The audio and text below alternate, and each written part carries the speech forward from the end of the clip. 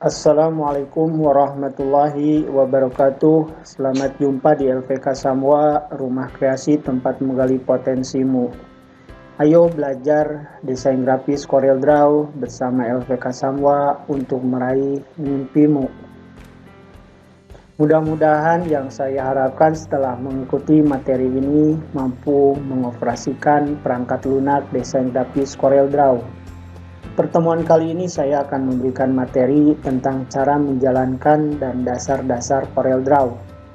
Baik, kali ini langsung saja kita simak bagaimana menjalankan CorelDRAW. Untuk membuka CorelDRAW ada beberapa langkah yang dapat kita lakukan, di antaranya adalah cara pertama. Cara pertama ini adalah langkah dasar untuk menjalankan semua aplikasi. Yang salah satunya sekarang mau dipraktekkan adalah aplikasi desain grafis CorelDRAW, yaitu dengan cara klik start yang ada pada text bar, pilih program CorelDRAW Graphic Suite X7, klik satu kali aplikasi CorelDRAW X7.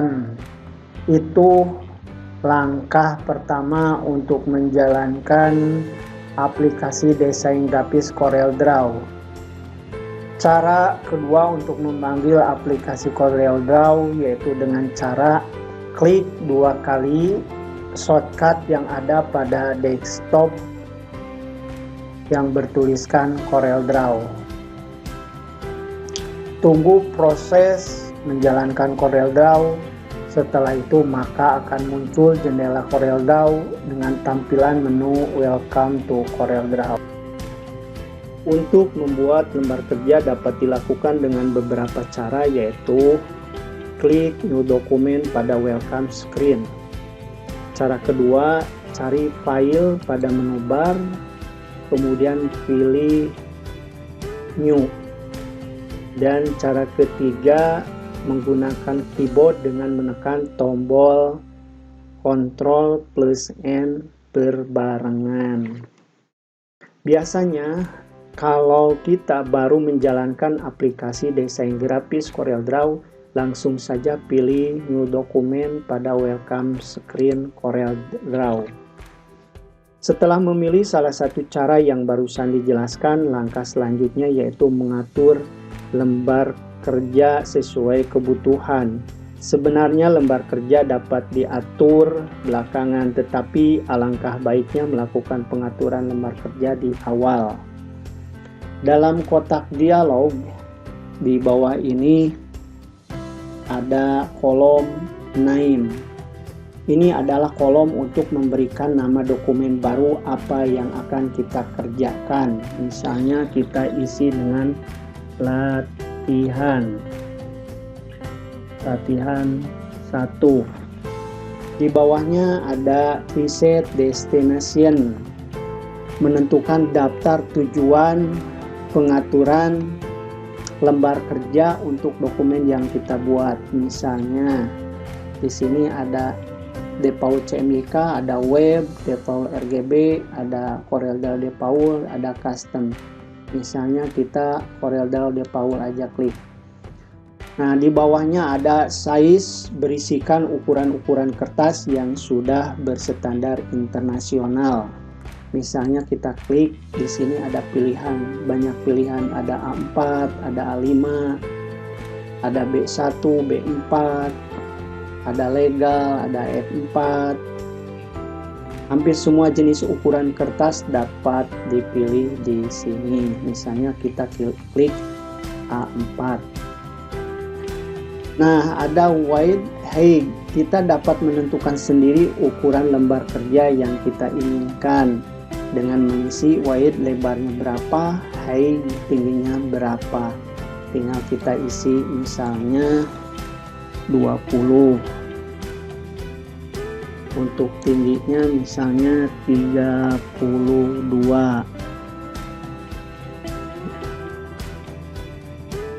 Jadi diisi sesuai dengan kebutuhan.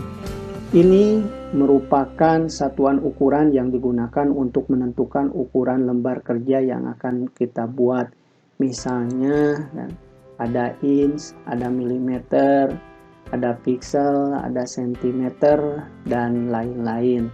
Tinggal pilih sesuai apa yang kita butuhkan, misalnya milimeter.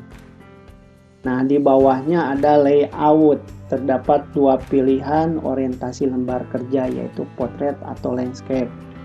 Apabila kita ingin mengaturnya di awal, tinggal pilih apakah kita mau portrait atau landscape. Nah, di bawahnya number of page. Number of page ini kita dapat menentukan berapa page atau halaman yang kita buat dalam satu dokumen. Jadi tinggal diklik di sini maunya berapa, gitu, 3, 4, 5, atau kita ingin kembali misalnya 1, tinggal diklik lagi yang bawahnya gitu. Nah, di bawahnya lagi ada primary color mode untuk menentukan mode warna utama untuk dokumen kita. Mode warna yang kita pilih akan mempengaruhi bagaimana warna dicampur bersama-sama dalam efek seperti blend dan transparan.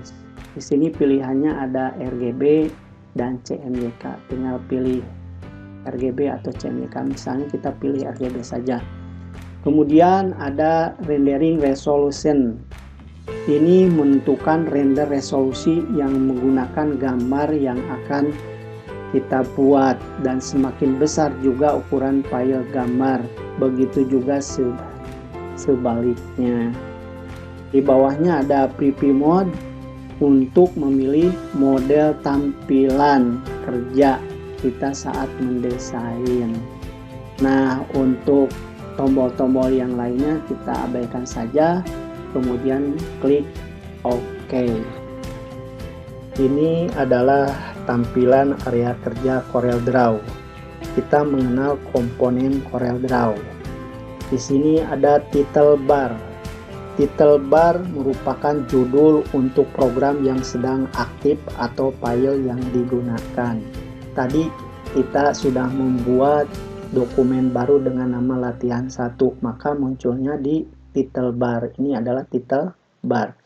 Kemudian menu bar berisi perintah-perintah menu yang terdiri dari 12 menu. Untuk mengoperasikan menu-menu tersebut, klik menu yang dituju atau menggunakan tombol shortcut. Tinggal klik. Nah, ini muncul menu file gitu.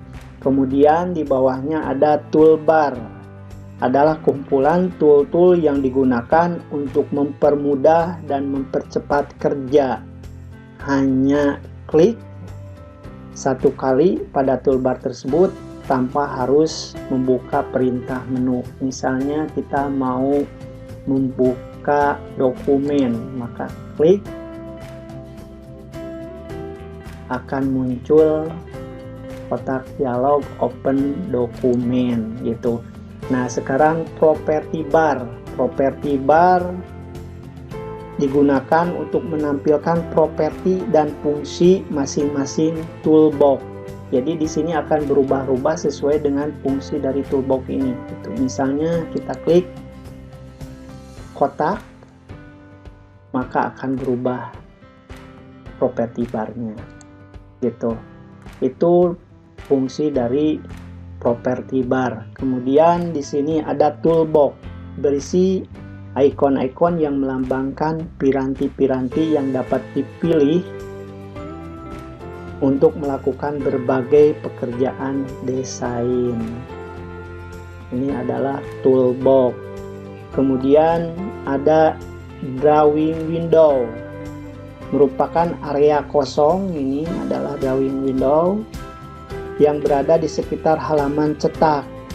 Drawing window berguna untuk memodifikasi serta mengatur objek yang Anda buat. Dalam membuat suatu desain, sebaiknya lakukan di dalam drawing window. Ini adalah area drawing window. Kemudian drawing page. Drawing page ini adalah yang kotak ini.